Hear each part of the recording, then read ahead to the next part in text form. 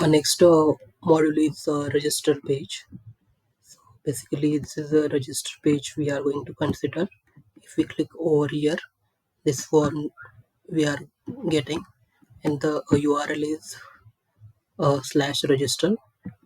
So basically, we will start demonstrating this test cases for this register module. So I have created multiple scenario for this register page: verify register form UI element, verify register form password validation, verify register form valid data, verify register form size, and then last verify register form. So we are going to start one by one.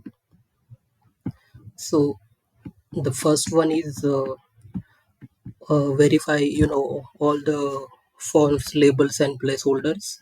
So here here you are able to see the placeholder is not available, but each form element it has a label, so this will be fine. So this test case will be passed, so able to see labels over here. Then next test case is verify all the buttons.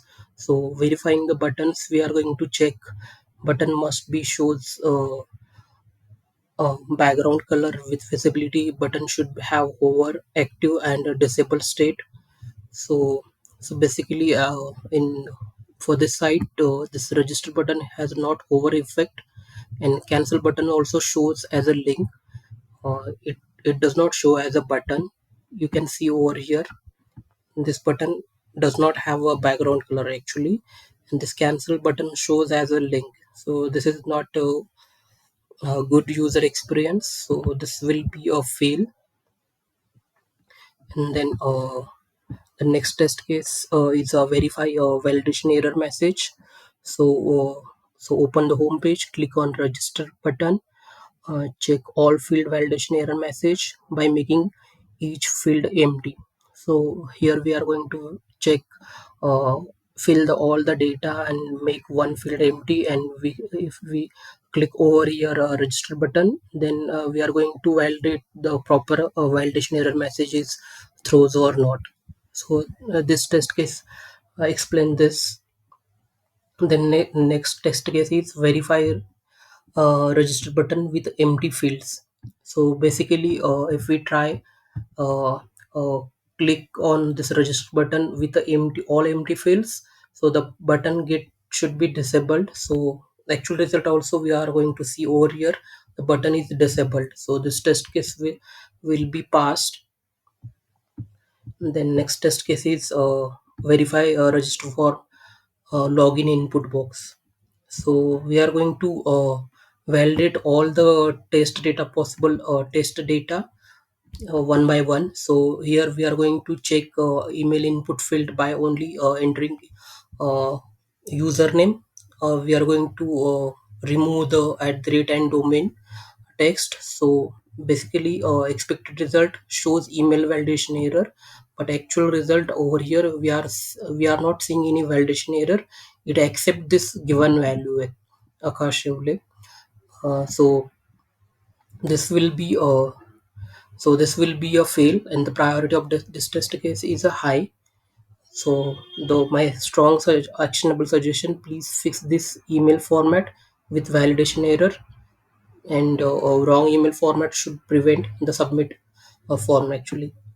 Yeah, and then next test case is verify password with numeric value, with only numeric value. So basically, it if we try a password with only numeric value, basically expected result is the password remains always present special symbol, numeric value, and alphabets with lower and upper character, and the size should be greater than 6. So here we are entering only numeric value, so it will throws an error, invalid password input exceptions. So this will be a pass. Similarly, we try a password with only alphabets, so actual result will be throws an error message, so actual result also same, so this also passed. And then next test case, we are going to try with no, numeric plus alphabet plus special character symbol. So but the size of the password is exactly equal to 6. So this message will throws password did not confirm with policy. A password must have a lowercase size is greater than 6. So actual result also same, so this test case is also passed. Similarly, we are going to the next step is a check password message. Verify a password message is not long enough, so for that we need to enter a password with the 7 size exact. So basically here we include all the combinations, means numeric value, uppercase, lowercase letter, and special character symbol.